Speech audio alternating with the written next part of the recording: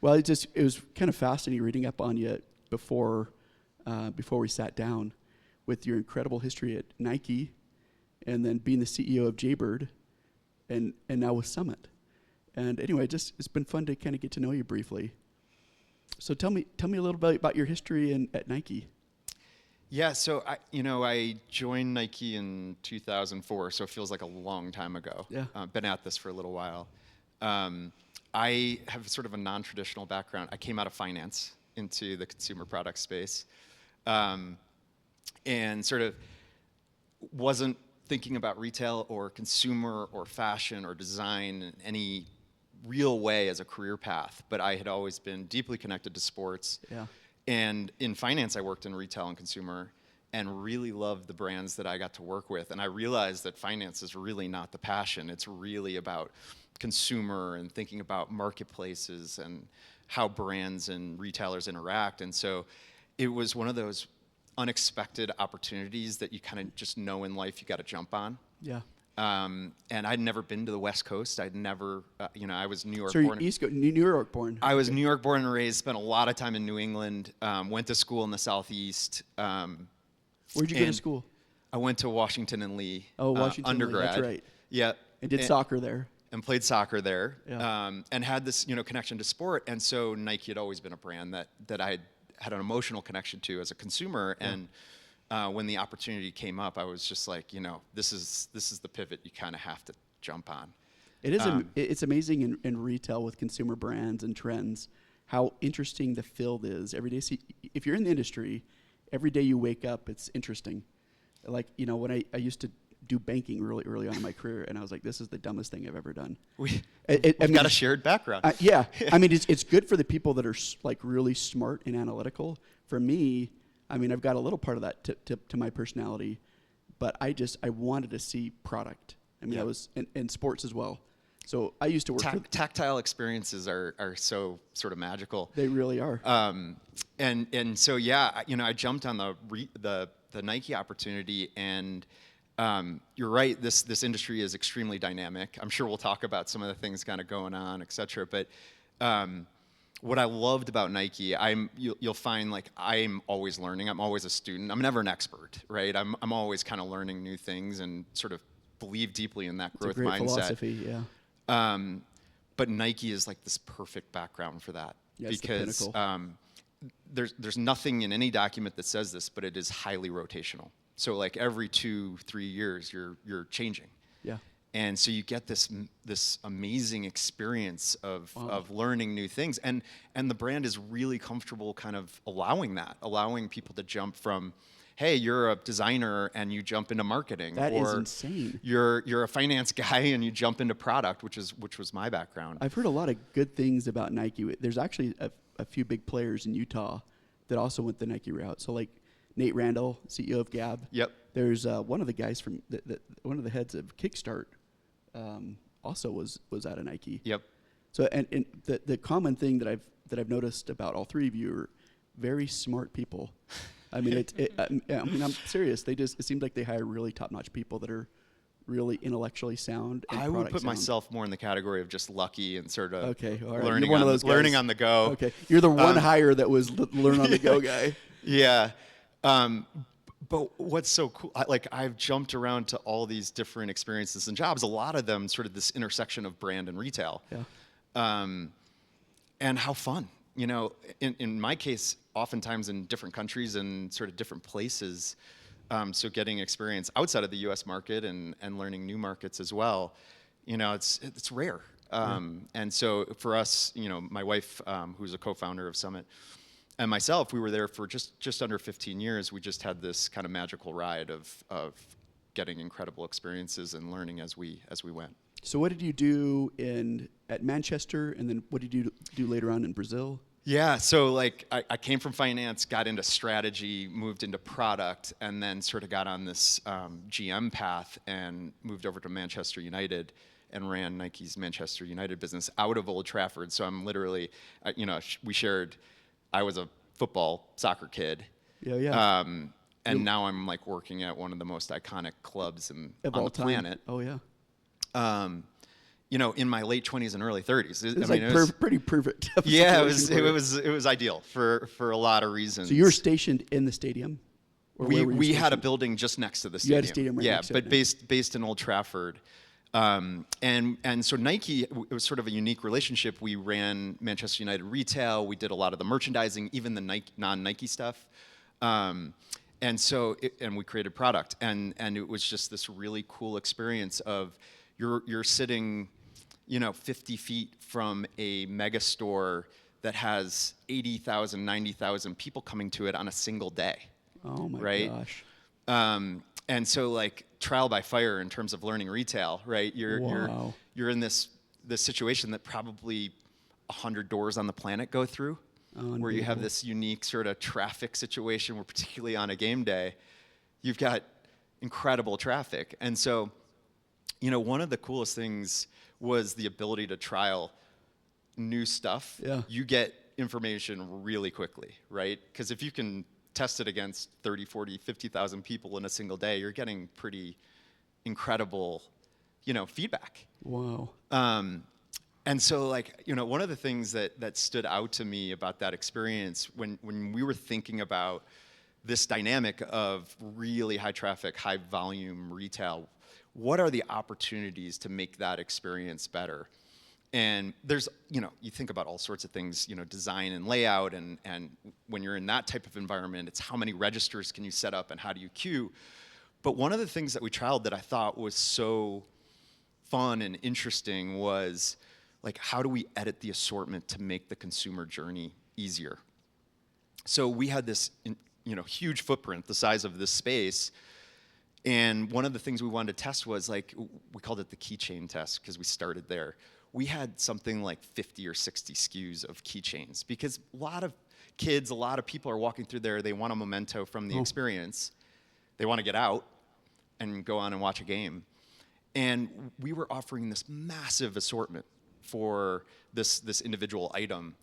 And we were like, let's test if we could cut that assortment or edit that assortment to just make it easier to navigate, what would happen? And so instead of having $1 and $2 and $5 and $7 and $10, we kind of narrowed it down to what we thought were best in class at key price points for the consumer, with a fixturing system that was really easy to navigate and placed in the right place in the store. Oh yeah. And we saw this massive uplift, right? And it was as simple as just starting with the consumer and saying, they're shoulder to shoulder with thousands of other people in a retail experience. How do we make this easier? I'm not sure they want to choose between 60 different keychains. That's right. Let's be that editor for them. And we saw this massive is that whole in and out model, right? Like, I'm only going to give you a few SKUs, and you're going to be happier because you don't have to have this buyer's remorse. Right? Exactly. In that environment where literally you're standing wall to wall with people. Yeah, just give me something. Yeah, it's like, hey, help edit this for us. That's like, right. Give us a choice, but be an initial editor for us so that we can be efficient in our experience of shopping. And so, like, my first time in retail and sort of thinking about the consumer experience and thinking about ways that we can run the business efficiently, but also make it better for the consumer. And so we got to trial things like that and really learn sort of on the ground. Unbelievable. What works and what doesn't, And so for me as a young person navigating a career and getting sort of initial opportunity in retail, what a better place to do that in a place that you have a deep passion. You love both brands, Nike and United. I'm just like running the math here and I'm thinking, okay, so if you've got, let's just say 50,000 people of the 80,000 purchased that day, and they have an average ticket of $100 or $50. That's like, what is that? $2.5 million in sales in one day? It can be. You're a little above on the traffic. Okay. But yes, you're running millions of dollars through one location. Your math on the back of the envelope is, it's a big day. That is absolutely incredible. And that's very brilliant, just the whole customer experience. I don't know if, are you a Subway person? Do you like go to Subway, Anna? I do. I hate to admit it. My husband makes fun of me. He The thinks it's gross, but I love it. I like Jersey Mike's. I think I do too. Yeah. I'm in, like, probably every 8 months, I'm like, okay, I'm in the Subway mood again. And then I go there for like a month straight. Yeah. But what drives me nuts is when I'm in the Subway mood, like, if you ever try to go through the drive-thru at a Subway, and amazed at how slow it is. Oh, I don't think I could do a drive-through of that. You want to watch it and pick out I don't think I ever have Oh, been through a it's drive-through of unbelievable. a Subway. I go in. Because they're customizing every single sandwich. Like, okay, now how many lines of mayo do you want on this or the other? And I'll tell you, it's like you could literally be looking across the way, and you start at the same time as somebody that's going through like an In-N-Out, and they process 10 payments before you get through your Subway one. And that's the same model though, but it's brilliant. Yeah, and I think it's finding that right balance, because you want the consumer to have choice and find the things that they're looking for, particularly in an experience like that. I'd say 90% of these consumers are not local, right? That's a destination they've traveled to. They're excited for the store as much as they are for the game. And have an idea in their mind of what they're wanting, like, That's right. When exactly. you go on a trip and you're looking so for like specific... how you set up a store and make it easy to navigate, to find a jersey or a keychain or whatever that is for them, and make those destinations really easy to identify. So I imagine Nike has #1 position in the UK. Is that right, on the shoe side? Well, I haven't been there in 7 years, so I'm not getting data anymore. But yes, we were up there. And who was the biggest competitor in the UK? Adidas. Adidas, #2. Yeah. Very interesting. And then after that, you went down to Brazil? I did, yes. So, my wife, who had never left Oregon, moved with me to Manchester for a couple of years. And then we got the call to move to Brazil. And that's a little bit more of a consideration, considering we knew we had kids coming. Yeah. And so that took us a little while to get our heads around. But yes, we ended up down in Sao Paulo in advance of the World Cup and Rio 16 Olympics. That is insane. That was like the year of Brazil. And that's one of those ones where it's like, I'm not sure if you'd asked me when I was 7 years old if I would have picked Brazil as a place I'd land when I was older. But it's a hard one to pass up, right? I mean, incredible culture, definitely a connection to football, my passion, 2 incredible events going on.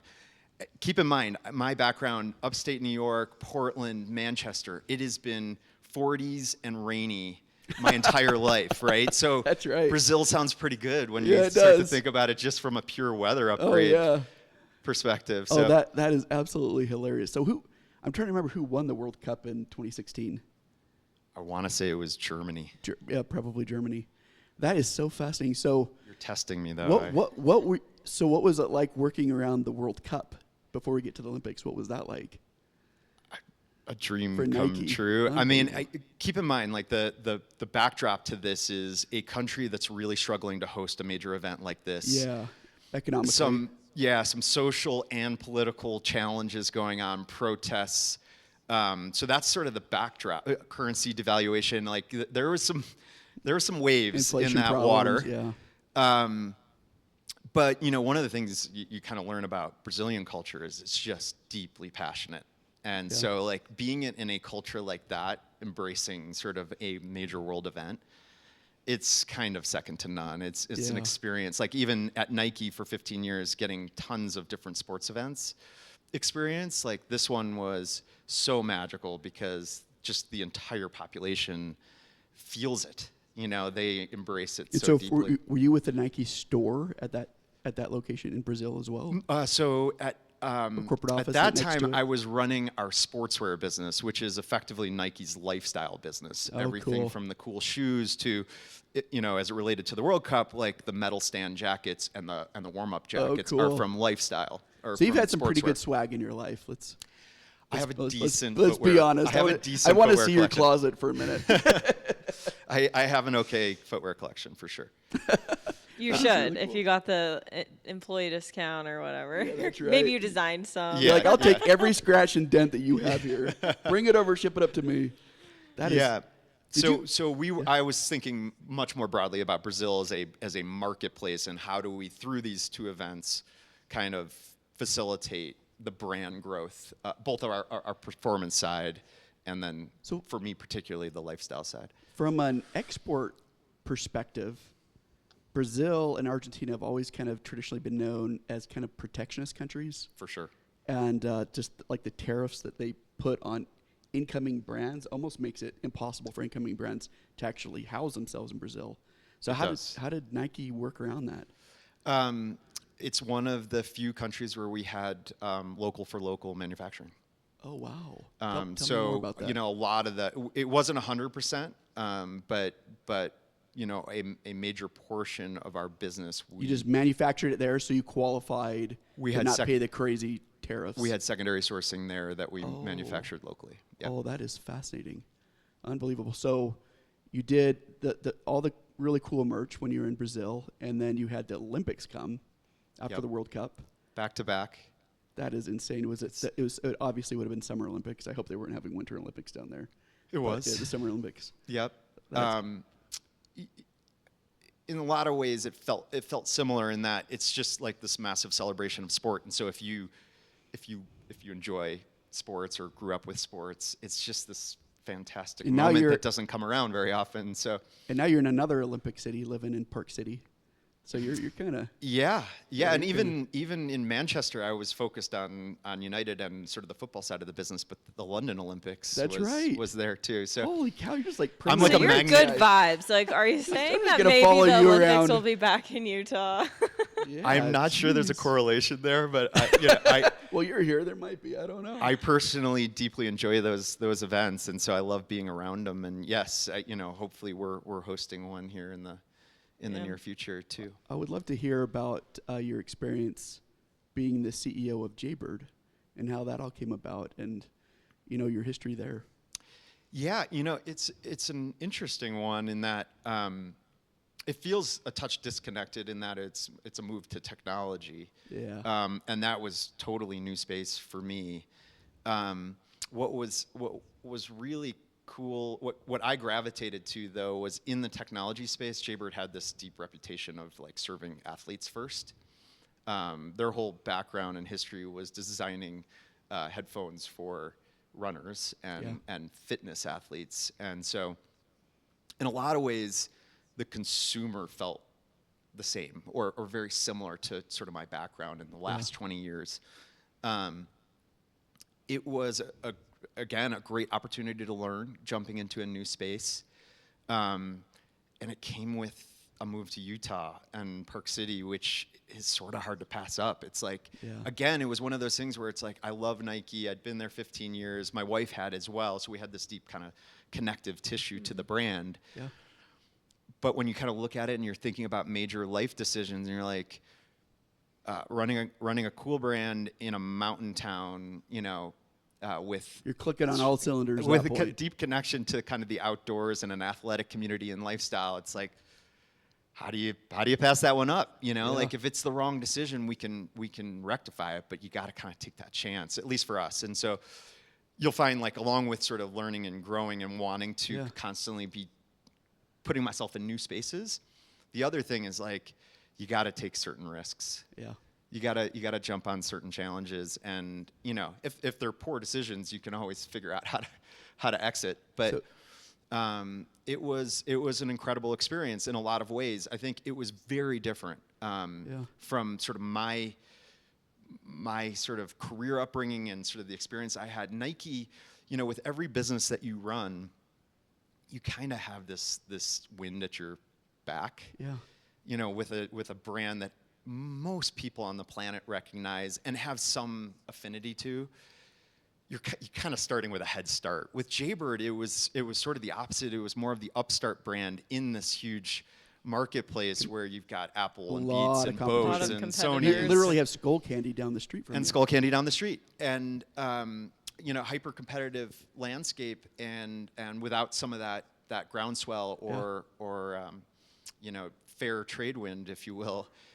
And so it was really cool to kind of experience it from more of an upstart, and in this case, it was a challenging context. It was a little bit distressed. And so, for the first time in my life, I'm kind of working on sort of a turnaround, something around where we're thinking about engineering a P&L in a different way. And how do we think about sort of changing the product landscape and the marketplace to really support this upstart brand? And Was it primarily in like running shops at the time? When you no, took over? it was the opposite. Oh, So it is had it been more in acquired, mass? and it was primarily in mass and big box. Oh, and you had to go position it the other way. Yes, and so we went back to sort of the top of the pyramid, refocused on DTC as a place of Expanded educating. your ambassadors and your professional athletes. Absolutely. And now you're In the fast paced world of retail, technology can be a transformative force, reshaping the way businesses operate and consumers shop.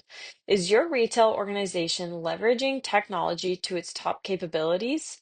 Evolving your technology capabilities can help enhance visibility into your business, decrease risk of increasing cybersecurity incidents, accelerate productivity with artificial intelligence, and more. Deeply immersed in the consumer products industry, Baker Tilly professionals bring customized solutions that can help you find the right technology fit. Visit bakertilly.com to learn more.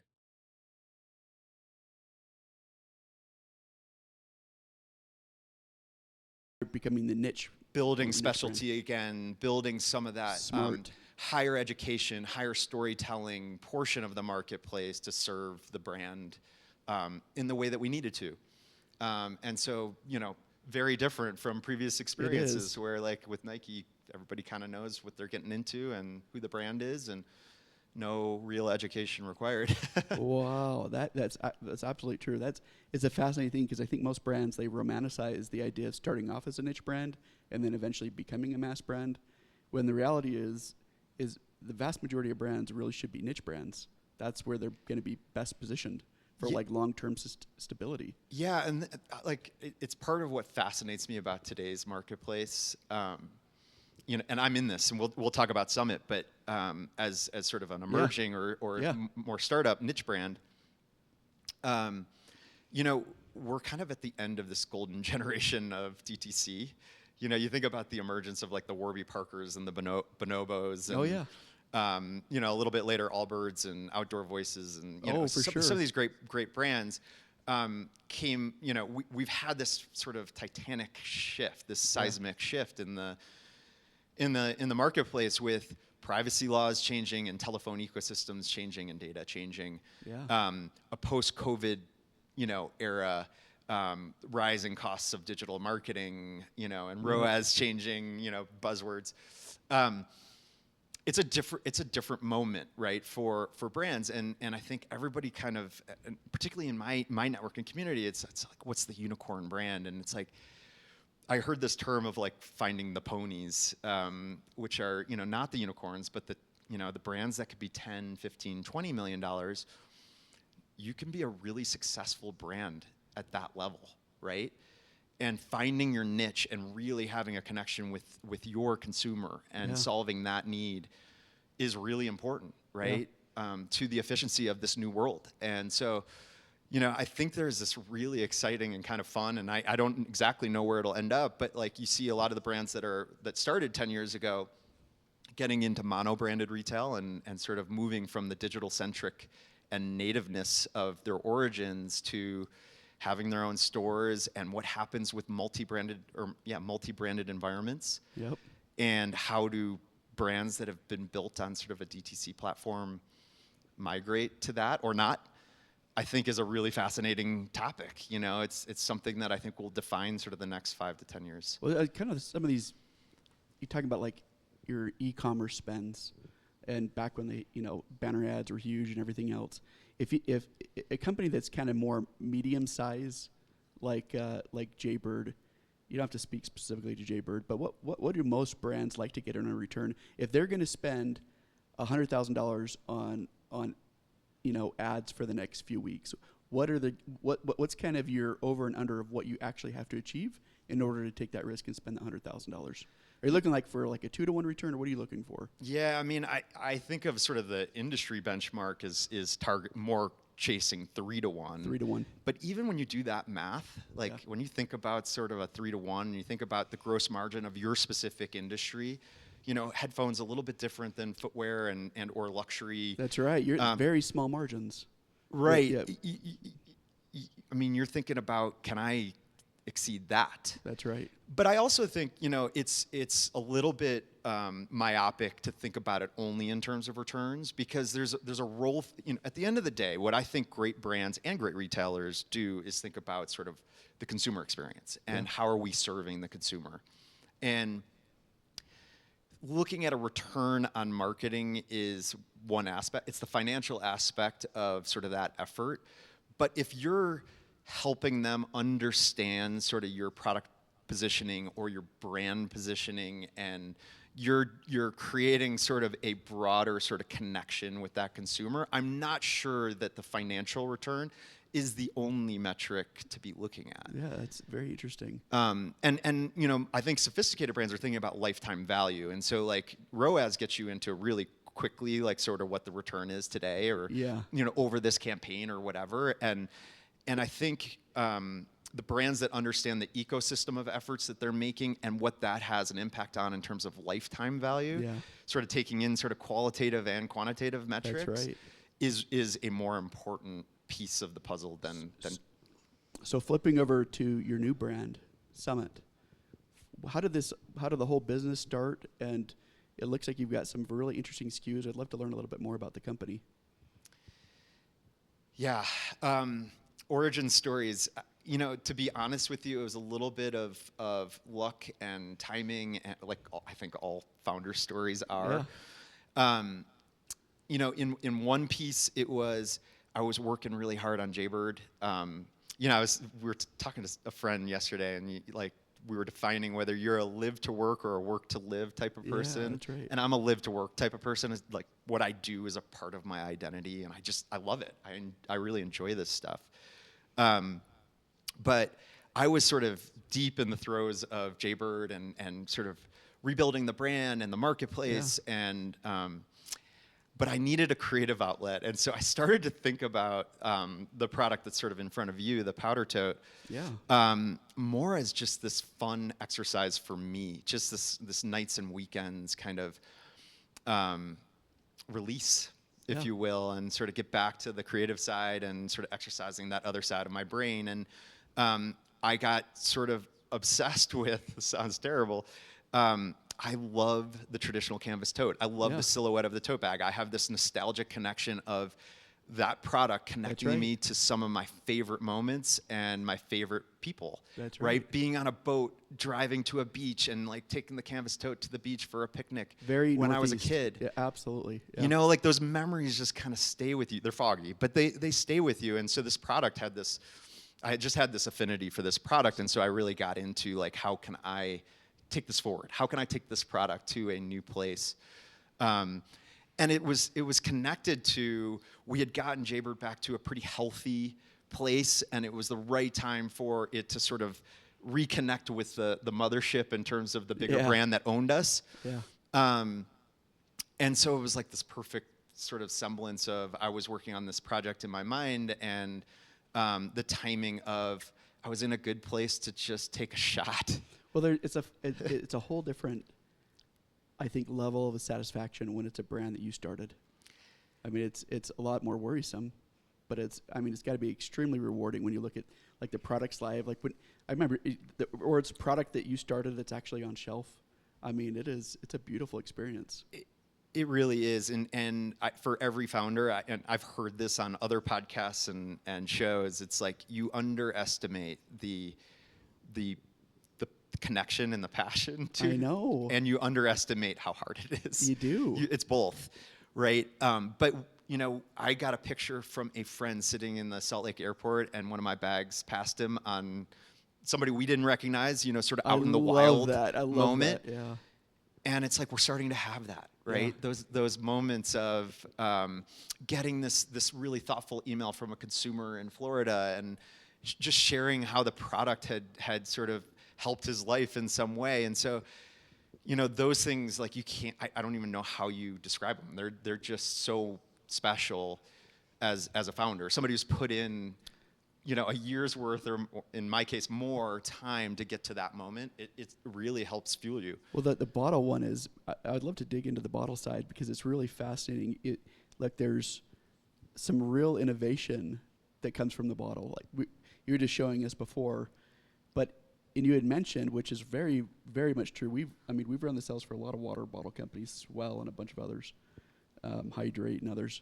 And what is really difficult in that industry is having 100% no leakage when you're kind of moving around, and that's kind of the reality, right? Like you jump in your car, and you have cup holders, but a lot of times, you know, that bottle ends up on the seat next to you sideways, right? Yep. That's kind of the reality of life. And what's incredible about this is kind of the technology that you have, and maybe you could show us for those that are actually viewing it rather than just the audio of kind of how it unwinds and also how it, and then how it sticks to the bottom and everything else. Here, let me hold this. Yeah, so it was a relatively simple idea, but we thought was a really cool one for this space was taking an insulated stainless steel vessel. So you have 12 hours plus of cold or warm, which is great for a lot of us, kind of on the move, on the go. But creating sort of a leak-proof solution in sort of a way that fit the Summit brand. Yeah. We're a mountain town lifestyle brand. That's right. And so we built it with a stainless steel lid with knurled edges, kind of more thoughtful design. It is, yeah. And when you're not using it, if it's in your car on the side of the chair, it's leak proof. So you screw it on and it's leak proof. But when you're taking a sip out of it, we didn't want the second lid to create chaos for our consumer, right? Which it always does. And so we just wanted a simple solution. And so magnetically nesting in the bottom was so sort of cool. our way of solving what we felt like was a pain point for the consumer or a subtle innovation. It's really weird because you always kind of feel like you look at some categories and you're like, there can't be any more innovation in this category. It's tapped out. I know, like how many water bottles do we have? But that's the reality. But is none that's that new do innovation. that. Yeah. Yeah, and honestly, I don't know if I have sort of a screw loose somewhere, but that's where I'm most fascinated is taking crowded markets that generally are on a race to the bottom or at the more commodity entry level price point and thinking about how to really innovate for the consumer, really think thoughtfully about how to make these We were products talking a little better. earlier about like from igloo coolers to Yeti. Right. And it's just, nobody had thought, everyone I think originally thought, 15 years ago, the igloo cooler, it's good enough. How are you going to make this a little bit better? And they certainly found a way. And the way I think about it in my mind, like, one day I was walking to a 7-Eleven getting a styrofoam cooler for $4, and then all of a sudden I needed a $350 cooler. That's right. And I think they did a really nice job. It's the innovation, but it's the industrial design. It's the authentic connection to the outdoors. So much of this goes beyond just the product innovation. That has to be there. That's the baseline. But the brand and how you connect with your community or your consumer and the emotional connection that you get when you feel like you put a logo on or you're wearing something, like there's deep value in that. And that's been proven psychologically. I grew up in playing soccer. There was this idea of like, when you dress well, you play well kind of thing. That's true for a lot of people, that there's significant value in sort of knowing what that brand represents, knowing when I put a mark or a logo on myself, it has to resonate more deeply than just I like the aesthetics of the product or I like the innovation of the product. Yeah, it's very interesting. Like I think a lot of products are born out of the issues in their life that are causing them problems and issues that they actually would use, right, if they could fix it. Like Jen, Anna knows my wife Jen, she's kind of an interesting case study because I think a lot of people would say, oh, she's kind of likes the poshy stuff, but she also has 7 kids, which is crazy. It's like we'll go to resorts and we'll have not only the only kids, we'll have all the kids in the whole resort. But the reality is when we're on an airplane, we have 7 different Jaybirds, Yep. headphones that they can all plug in. They all got their coloring books. We have to have diapers. We have to have formula. And it's not just the airplane. When we're traveling, we use that stuff all the time.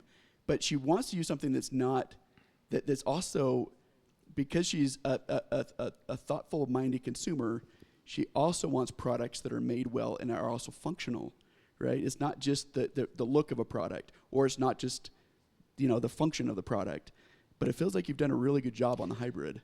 Yeah, that's our sweet spot, right? Michelle and myself and our 2 kids, we've had this incredible opportunity to kind of live around the world, which means we're on the go a lot. In Brazil, we were traveling back to the U.S. 4 times a year for meetings, and we were taking personal trips to Argentina and Peru, and we were going back and forth between Sao Paulo and Rio almost weekly or every other week for these events. And so we've taken a lot of that experience of 20 plus years of sort of bouncing around, understanding what great design is, and really solving for the consumer, but not trading off aesthetic and design and beauty along with that utility. And that's really where Summit came from. I mean, we loved founding a brand that really could solve both of those problems at the same time. I'm curious to know. So Michelle is your wife. She's your co-founder, right? What is her part in Summit? What does she focus on? Because you said you like design, right? But does she also play She a does. part So of her that? background is in merchandising Cool. and product creation as well. So we had sort of a similar upbringing, if you will, at Nike. Did she work for Nike too? She did. Yep. Oh, for almost interesting. the exact same period of time. Oh, no way. And she's Portland born and raised, and sort of has this deep connection to the brand. So she works full time and then helps me in her off time. So she's sort of, full time running a real estate business. Oh wow! And So then a she's not mom, even full-time Summit. and then Summit. Wow. So she's Cool. as awesome as she sounds. Triple threat. She's a triple threat. Yeah. A lot of the designs we do are, I would say, more on the, style-informed consumer, somebody who's thinking about color and thinking about, details of a stitch or, Yeah. elements like that. And so for that reason, like, I use powder all the time. I'm super comfortable as a person in pastels. That's a little bit of my East Coast roots. But we tend to lean a little more feminine, right? So our powder is our sort of dual gender, and we have a lot of guys using that. And then this is more feminine. But I think where she plays a great role is in two things. One is really a design eye with a female bent. Yeah. And we have this awesome group of friends that are basically our mavens. So I text 10 gals and a few guys. Yeah, your little focus group. Is our little insights group. And so Michelle does a lot of that and really helps with some of the insights, particularly as I'm sort of in a vacuum, sort of thinking about something. I'm working with female designers, but I want that female insight as we design, as well as male. And then I am a hyper introvert, and she's the extrovert. So she plays an amazing role of just willingness to meet people and love that. local boutiques and starting a conversation. Yeah. And, I never would have thought you were an introvert, though. No. You're pretty good for an introvert. Thank Pretty you. good speaker. I work hard at it. I'm trying to hide it as best I can. It's where you get your energy. Is how I think about it more. That's I don't know right. if that's the scientific. But I'm much more like, I'd love to be sketching in a room, like a creative room. Yeah. And that's where I fuel up, and she fuels up with People. 15 people around Wow. her. And so we balance each other in that I'm way not sure really well. what I am. I can't figure that out because, a lot of times I have to just be home, watching Animal Planet on my own, and then the other parts of my life, I like doing things like podcasts. What are you? I don't know. I think I used to say extrovert, but now that I'm getting older, I'm definitely you can more go either way, too. introvert. But it also depends on who I'm with, Yeah. I can If- get if that it takes energy from certain if people. it's a difficult conversation, it can suck you really fast. Yeah. But if it's a good conversation, it can give you a lot of energy Yeah. too. This is a shameless plug for sort of a background of our brand, but it Yeah, relates no, to it's this good. sort of Tell us, completely, yeah. which is we have a word to define sort of how we want to approach community, and it's called Kosalig. It's a Norwegian term, and Park City has this kind of deep tether to Scandinavia, and it felt so perfect because the word, if you were to translate it directly in English, it would mean cozy, but the word in Norwegian is so much more sort of finessed. It means like how you feel around candlelight or firelight. It means the sense you get around nature, but it also means the sense you get around people. So like if you can truly be yourself and be at ease and really be relaxed, that's Kosalig. Oh, right? interesting. And so like I wake up every morning and I flip on Apple News and I'm like, wow, the world is partially pear-shaped, right? Like Yeah. I think we all get that feeling every now and again. And we want Summit to be this bastion of like when you're connecting with us in this brand, Yeah. we want to give you that feeling that like you can be relaxed. Like, yeah, relax, and then we you we write handwrite community. notes with every order today, Oh, that right? is And that's awesome. the joys of being a smaller brand. Yeah. But we want those touch points and those feelings to make you feel like, you know what? There was a world when the Great Generation existed and people brought over pies when something went That's wrong, right. and let's Bring some of that back. Let's grab some of that. I we, love that. We need a little bit of that. And so, I think that, how we think about our products is really important, but how we think about like building this brand and this community around this brand is equally important to us in terms of trying to do something that feels important, that I'm going to go back and ask you a couple questions on ads. So when you're running Jaybird and all brands in general, how has it switched or morphed over the last 6-7 years with how brands spend their money, with the rise of influencers and the difficulties now you see with algorithm changes on places like Facebook and what used to be really heavy digital spends? How has that changed, and where do you see it going in the future? It's a great question. I think you're right to bring up things like influence and credible authorities. Influencer is sort of it's a word that can imply a lot of things to a lot of people. The credible or authority kind of thing always gets connected for me, because I think the brands that are finding a way to create awareness. If you think about the traditional funnel, and it starts with when somebody's getting exposure to your brand, they're not going to buy right away. No. There's a lot of touch points. There's a lot of touch points, and so how you interact with them in those earlier stages and touch points is really important. And so I think there's an incredibly strong role for influence through the lens of like a credible, authentic connection, somebody who really would use your products and your brand. Do you spend a lot of your time on like Facebook forums or groups where those are like your core demographic, like people that are, somebody who's outdoorsy that, obviously would use a mug like yours? Community. And built. and actually getting to know them as individuals first. Do you spend much time doing that side of things? I don't. I think a lot of founders do, and I think it can be really valuable. Yeah. So mine not doing it is not a sign that it's not a good way to spend your time. I'm a strategist by kind of trade, and we're less than a year in. We're early in the Summit journey. Yeah. So like the answer for Summit and the answer for like a Jaybird or a Nike could be very different. Even on the last topic, like influencers, right? Yeah. So sports marketing was something almost created by Nike, but this idea of professional athletes sort of representing your brand, and the That's Jordan right. phenomenon is just an older version of influence or That's right. influencers. And where I'm at the stage of Summit, it's like hyper authentic, hyper credible micro influence for the most part, because we're at the beginning stages of that. We want people who really know what we're talking about and what the products represent. And I can count on one hand how many people are touching this brand right now. And so I care more at this stage about authenticity and the core messaging being right. And I just can't get Instead to that of just scale. a rush for sales.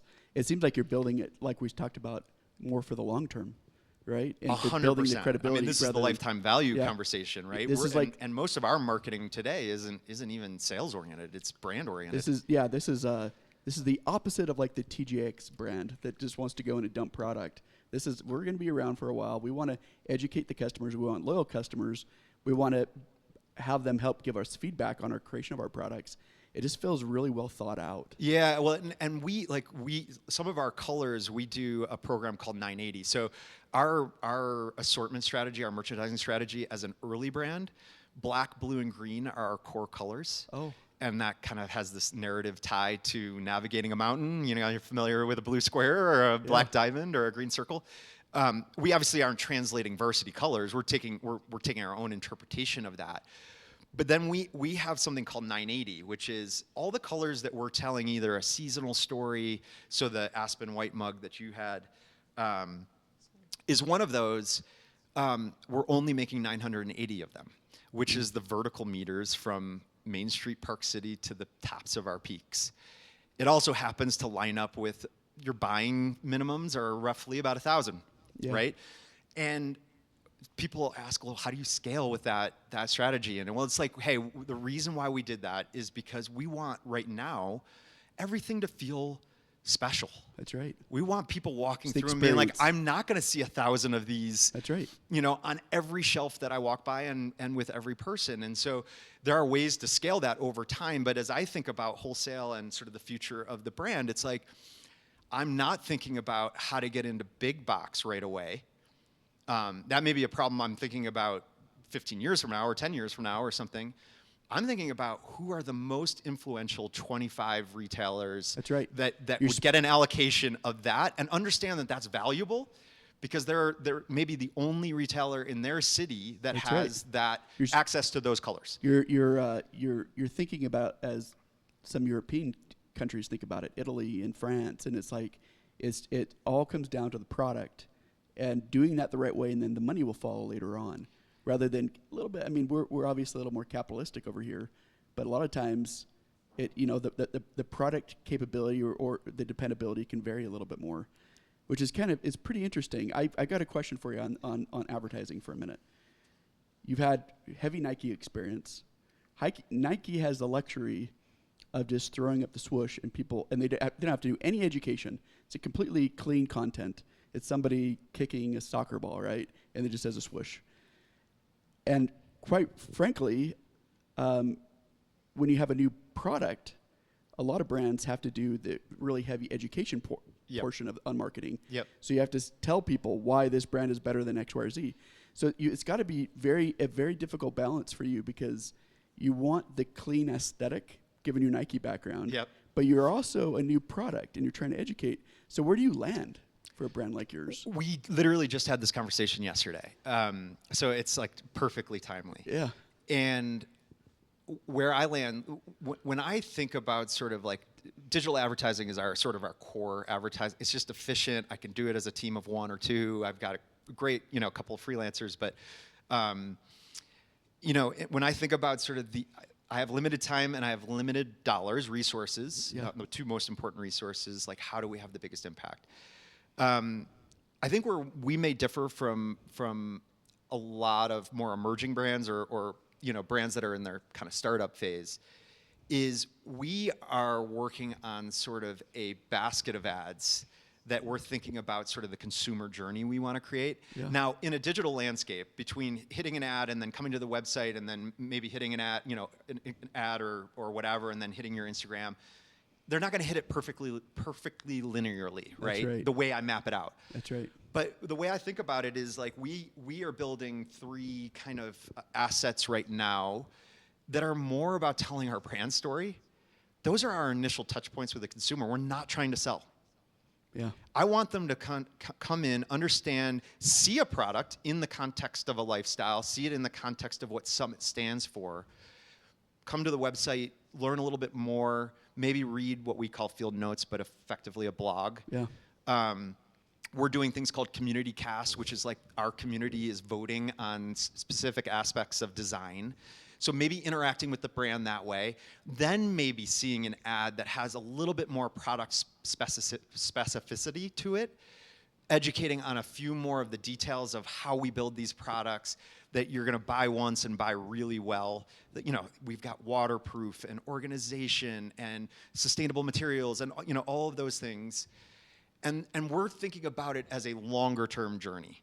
Yeah. So like our previous conversation about ROAS, I'm less caught up in the return on my ad spend today. Yeah. I'm more interested in sort of how we build a view to lifetime value and longer term ROAS, and how we think about things like building our community. So like email adoption and subscription, because we can offer all of these cool things like early access or community casts or elements that make being a part of the Summit community valuable, and not be banging people over the head with, hey, buy this product now. We want to romance them with why our product is really special, and that starts with the brand.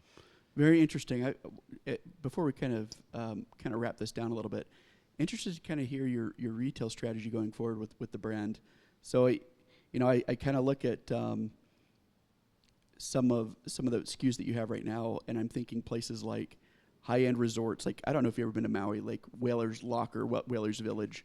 I could totally see the totes, or you know, with the mugs, you could totally see them in golf shops. Yep. You know, and certain outdoor stores, not the hook and bullet outdoor stores. Yep. But more of like the REI versions of the world, the Teva Sandal type stuff. Tell me, where do you see the brand going on the retail side? Yeah, it's a great question. I think we're going to start our wholesale journey here pretty soon, and I'm going to do it very methodically. So when I talk about me starting it, it means you'll probably see it in retail in like 12 months or 9 months. Yeah. But I do see us starting with boutiques and specialty, and I would include in that resort retail. Yep. I also, having come through the Nike and Jaybird journey, some of my favorite lifestyle boutiques I could see carrying our broader assortment. And so, I think of like Stag Provisions or St. Bernard in Texas, if you guys are familiar with the Texas market, or Hatchet Supply Co. in Brooklyn, or just That's right. people who are exuding an outdoor forward lifestyle, but it's the lifestyle side of it. It's the versatile pieces. It's not like your ski equipment, right? Yeah, that's right. And those types of boutiques are influencers. So like I think of influence broader than just people on TikTok or Instagram. I think of it much more broadly than that. And so retailers that can storytell and have an editorial side to their business, and sort of what I call a maven side, people who are experts. Like I would go to them and ask about style or taste. I think going to be the first port of call. As we grow, green grass for sure. Our Tumblr is set up really well for that. All of our products we can customize, so we also have the capabilities to service that channel. But I also look at like players like Huckberry or Tuckernuck, if you're familiar with them.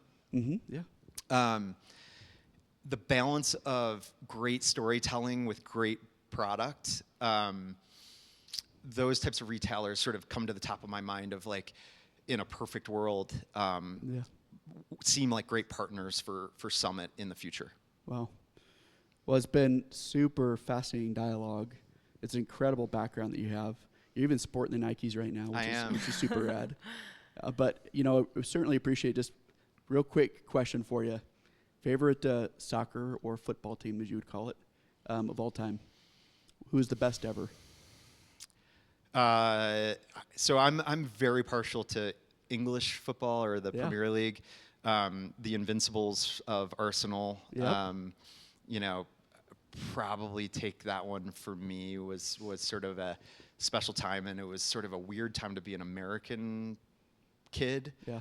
Loving that because there's no televised games. That's right. Everything you were learning from buying like videos and soccer shots. That's exactly right. So like I grew up watching like George Best. He wasn't playing when I was growing up, but the Invincibles at Arsenal were just this incredible story. Favorite player of all time? Ronaldinho. No, really?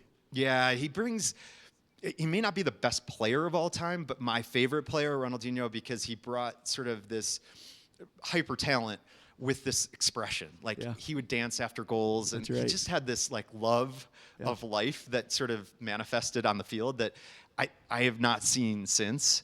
And so I have this sort of deep connection with sort of his style of play. Well, it's been super cool having you. Retail Collective would not exist without our sponsors like Baker Tilly, Luminous, Minky, and Creatively. Join us at Retail Collective on September 10th, 2025 in Salt Lake City. We're now accepting applications. We invite you to connect with industry leaders and expand your reach. Contact Jeremy Brockbank by emailing jeremy.brockbank@retailcollective.org or visit us at retailcollective.org for more details. Subscribe to stay updated on our latest events and opportunities.